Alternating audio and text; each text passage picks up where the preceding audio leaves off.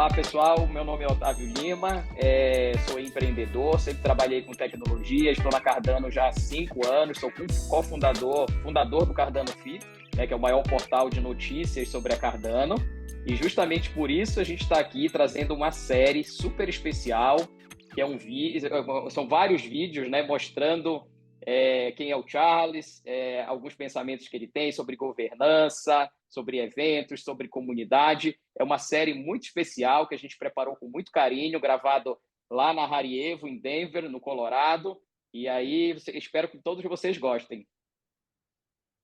Hola gente linda de LATAM y del mundo, soy Alex Peschanker, cofundador de LATAM Cardano Community y cofundador de Token Allies, y un privilegio poder estar acá junto a Otavio entregándoles esta serie de videos que hicimos, como dice Otavio, con mucho cariño ahí en Denver en agosto pasado, agosto del 2023. Estoy en Cardano hace ya casi 3 años, desde el fondo 5 de Catalyst. Y bueno, con mucho optimismo por lograr que esta serie de videos les permitan a ustedes conocer un poco más quién es el hombre atrás de Cardano, ¿sí? The man behind Cardano, y que lo puedan conocer un poco más como persona, cómo piensa, por qué, para qué, y bueno, todas las cosas interesantes que, como siempre, salen de escuchar a un hombre como Charles. Así que disfrútenlo. Hi, Charles. Hi. I'm in warm, sunny Colorado. Yeah, kind of warm and mas sunny. Not so today, warm and not so sunny today. I know. I'm Otavio and Alex from Latam Cardano Community. I'm Brazil. I'm so happy to stay here today. It's a pleasure to be here today with you and to be doing this interview. The Cardano and Brazilian Latam Cardano community is very engaged and in love with Cardano. Could you send a welcome message to our amazing community? In all of Latin America or just Brazil? Yeah. All of Latin America. All of Latin. Yeah. So for everybody in LATAM and every place in between, thank you so much for being members of this community, and thank you so much for the passion and warm enthusiasm you've given us throughout all of the years.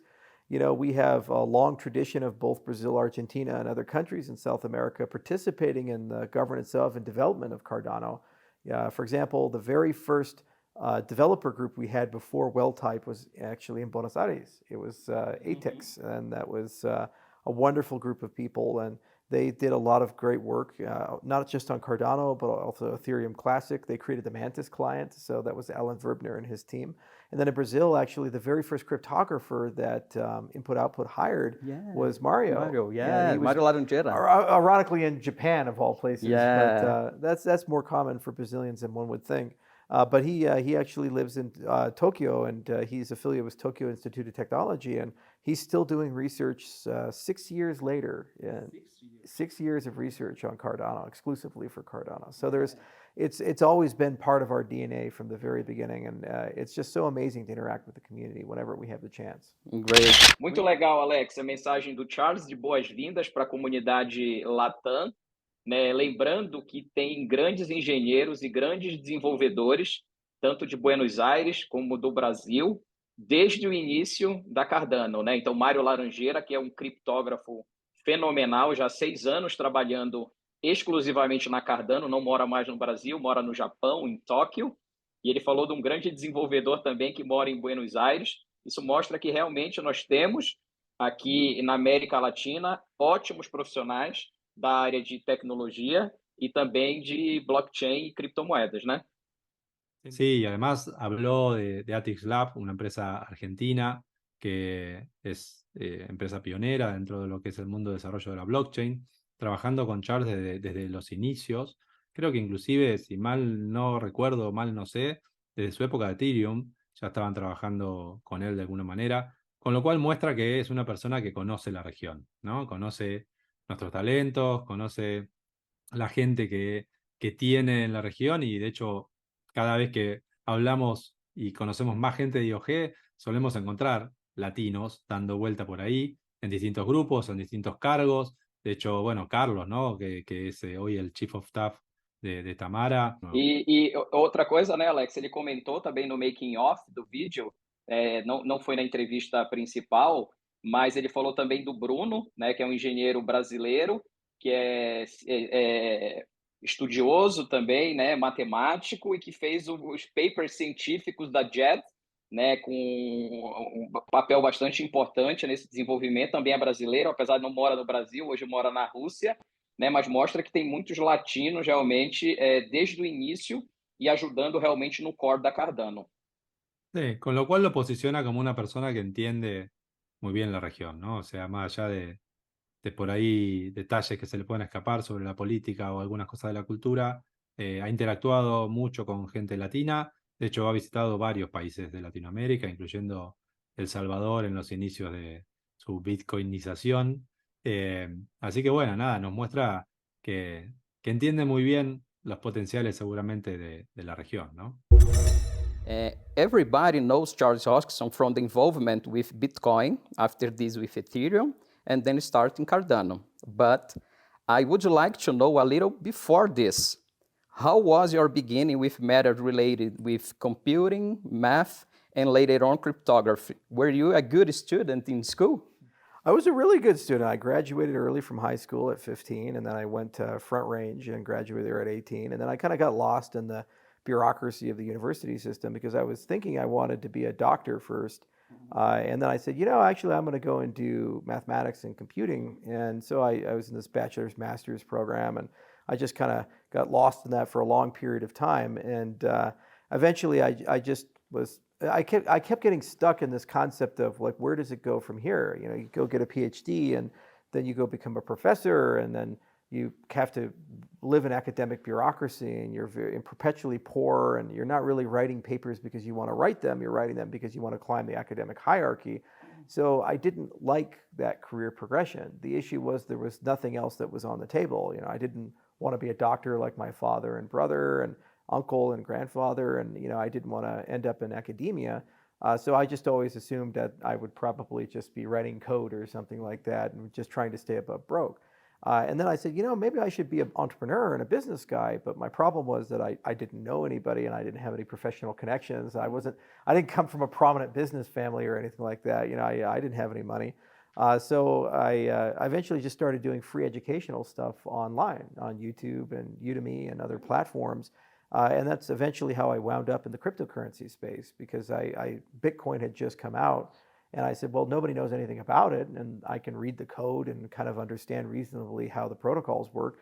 So I'll just make educational videos and see if anybody consumes them. And I ended up getting about 80,000 students with Bitcoin, or How I Learned to Stop Worrying and Love Crypto, which I named after Dr. Strangelove, because I was a Peter Sellers fan. And that kind of bootstrapped my career in the cryptocurrency space. But it's just an amazing journey, because it shows you that you can kind of start with not a lot of idea of where you want to end up and be, and then you can have a family legacy. In my case, it was medicine that pulls you in one direction, and then you think you're going to have a career in a certain area, but you not only don't do that, you go and do something else, but you never really lose your roots. Like, I've kind of returned to mathematics and I've returned to medicine. So, I set up the Hoskinson Center for Formal Mathematics at Carnegie Mellon University, and we're actually doing very hardcore mathematical research there, involving making math machine understandable so that artificial intelligence and other things can be connected to it. And then also on the medical side, I actually now own a healthcare clinic called Hoskinson Health and Wellness. We have over 4,000 patients at the clinic, and we have internists and family practitioners, and we're opening up a lab and pharmacy and other things. And so even though I didn't personally become a doctor, now I have a lot of doctors who work for me. And we're doing a great job in growing that part of the business. So it's been an absolute privilege to kind of watch all those things evolve through time and be able to circle back to where I started, but have a new twist on it.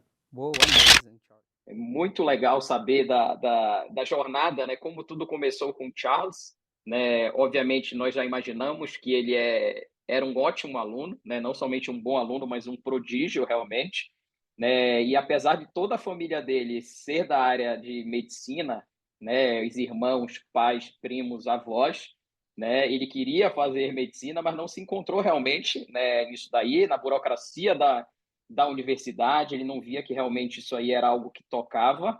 E o mais interessante disso é, depois, óbvio, dele optar por matemática e por essa área de criptografia, ele começar a aprender online sobre Bitcoin, né? E assim, começaram a ensinar online Bitcoin, que é mais, a gente imagina, né? Aquele começo do Bitcoin. Obviamente, pessoas normais não conseguiam entender o que era Bitcoin, blockchain, e assim, ele vem com essa área educacional de ensinar, né? E isso deu muito certo, né? Isso aí realmente começou essa jornada. Depois ele vai para a área de agora, acho que devolvendo, né? Muito devolvendo é o ciclo da vida, né? De você realmente ser abençoado. E agora ele indo para essa área de medicina, com o centro dele de medicina, que já atendeu milhares de pessoas. É muito legal ver a roda da vida dando essas voltas, né? Você vai e parece estar voltando lá para o início e agora talvez de uma maneira muito mais exponencial, né? Porque eu não consigo imaginar o Charles como um doutor dentro do consultório, mas ele vai revolucionar a indústria da blockchain, está revolucionando, e agora vai devolver isso, né, para a medicina de outra forma. Muito bacana. Y sin duda es muy interesante conocer una parte que no es muy conocida, ¿no? Como esto de que terminó el college a Sim, los 15 años y siempre se sim. planteó, bueno, ¿y después qué? ¿No? Esta mirada de eh, como que siempre hay que ir a más, siempre que se puede hacer algo grande y de impacto, que es algo que él siempre transmite en todas las cosas que dice y que hace, ¿no? Y claramente acá no es la excepción, y es muy interesante y muy destacable esto que decís, cómo vuelve hacia la medicina y hacia la matemática, ¿no? Donde mencionó el tema de su clínica en Gillette, que eh, básicamente está estudiando todo el tema de el age reversal, ¿no? O sea, cómo nos podemos o detener el paso del tiempo o hacerlo retroceder, ¿no? Y cómo podemos vivir muchos más años con salud, y que es parte de lo que él está haciendo. Como bien dijiste, no en un tema chiquito, cotidiano, tradicional, sino en algo disruptivo que realmente puede cambiar Sim. enormemente la faz del mundo, ¿no? Muy interesante conocerlo en este breve segmento que escuchamos como persona, ¿no? Y qué lo motiva, cómo piensa en esas motivaciones, y cómo él de alguna manera fue resolviendo las distintas etapas a nivel de educación y de lo que quería hacer, ¿no? Y transformándose en ese youtuber temprano, Uhum. enseñando de Bitcoin con 80.000 alumnos, ¿no? Alunos. Nada Sim. chiquito. Desde Nada chiquito hacía pequeno. cosas grandes. E o mais legal, Alex, é perceber que realmente ele tinha tudo para ir para a área médica, né, de medicina, e ele é naturalmente um homem de negócio, né, de business, né? A gente percebe isso. E você imagina os conflitos que ele deve ter tido, né, interiores, porque ninguém da família dele é da área de negócios e ele fala lá que ele não tinha dinheiro, não tinha relacionamento e não tinha network. Então ele teve que literalmente começar do zero, né, aprendendo online, e a partir daí a vida dele realmente se transformou. Como dicen en Estados Unidos, un self-made man, ¿no? O sea, un hombre autorrealizado o autohecho, sin duda es el camino que elige, ¿no? No el más simple, no el más rápido, sino el que genera mayor impacto, ¿no? Perfeito. Amazing, Charles. You always talk with passion about changing the world, the decentralization of power, and empower people in countries more in need. Where this desire came from? It had any influence from your family in this journey? You know, it came from frustration where I was always an idealist. I'm Italian by descent, so you have to be always hate the system. Complain about things. It's like and so it always came from. I thought the world could do better and people could do better, and I never got cynical. That was the thing that I managed to stave off in my youth, and as I got older, preserve is. I said I was always an idealist, and I said the people could be better, systems can be better. There's no reason to just give up and throw your hands and say we can't go beyond this. We can do better. So I kept that idealism, and that idealism worked its way into all these things. And the other thing is, it came from an understanding of exponential technologies.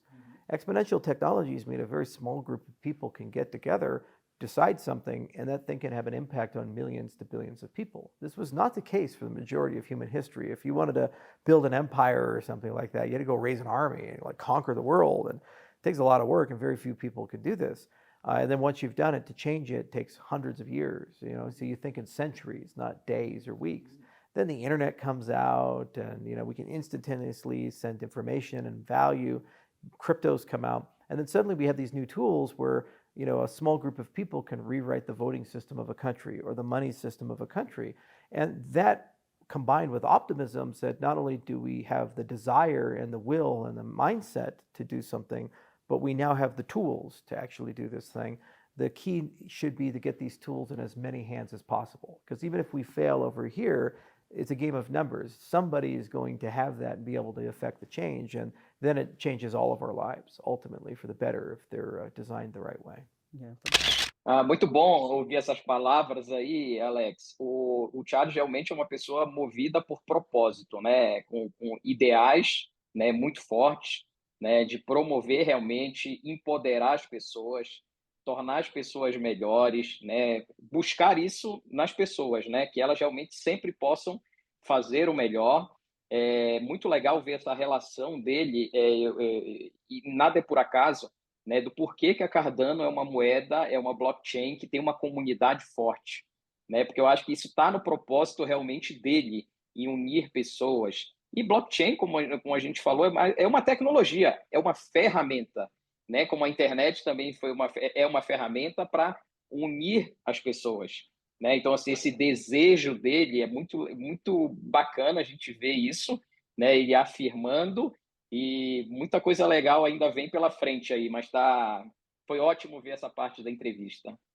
Sí, siguiendo con su mirada de él como persona, ¿no? De Charles, Sim, el hombre, Charles, el humano, y se auto refiere a él mismo como idealista, ¿no? Y después sim, menciona un poco de optimista también, a donde usa la tecnología como medio para poder cambiar el mundo y para poder corregir cosas que no están bien, ¿no? Y menciona un poco el tema de tecnologías exponenciales, que son aquellas tecnologías que justamente permiten lograr ese impacto masivo a nivel sim. global, ¿no? Y menciona que un- algunas personas pueden hoy, usando la tecnología y las tecnologías exponenciales, realmente generar un impacto y cambiar la vida de mucha gente, ¿no? Muy interesante y concuerdo con lo que decís de que se percibe esa pasión, ese idealismo en los mensajes que él le da a la comunidad, y por eso la comunidad también se va nutriendo de gente apasionada, idealista y Sim. que entiende que nuestra tarea acá es generar algo de impacto que realmente genere un mundo mejor, ¿no? E bem interessante, né, Alex? Assim, eu como empreendedor também, eu não conheço empreendedor pessimista, né? Todos os empreendedores são otimistas, né? E assim, pensam para frente, querem fazer acontecer. Quando vê um obstáculo, tenta contornar ele. E você vê que ele no Twitter é bombardeado, né? Com muitas vezes pensamentos negativos. E você vê ele sempre otimista, sempre recebendo bem, sempre alegre nos momentos que nós tivemos contato com ele, sempre uma energia realmente do bem. E como você falou muito bem, ele como pessoa é uma pessoa do bem, né? Então, muito bacana ver isso aí. Sí, muy lindo poder conocer esa parte que frecuentemente no se toca y no se habla de las personas con las que interactuamos y obviamente de líderes, como en este caso Charles, de lo que representa este cambio a nivel global, ¿no?